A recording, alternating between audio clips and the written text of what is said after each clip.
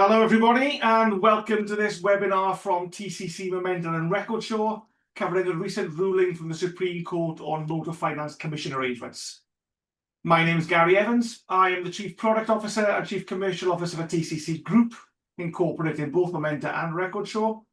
And I'm joined today by my two colleagues, Gary Maud, who's a highly experienced regulatory consultant and practitioner and who heads up the TCC advisory function, and Mike Morris, the head of operations at Momenta, who's delivered countless remediation programs and has been preparing for the DCA remediation and redress program for more than 18 months.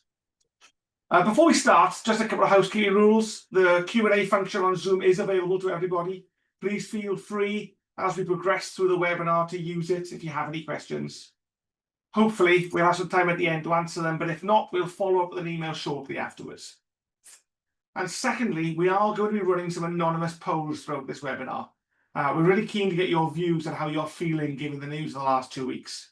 But I want to reassure you that there's no way for us to attribute any answers to you individually or to your firm, and so these polls truly are anonymous.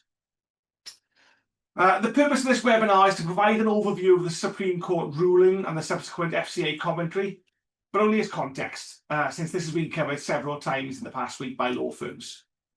The more interesting elements of today will be the TCC Momenta House views on what the ruling will mean for the shape and size of the remediation and redress programs and the implications on operational teams and customers. In addition to that, we will also look to provide some guidance on what motor finance creditors need to do now in advance of the October paper from the FCA that should hopefully, finally, bring clarity.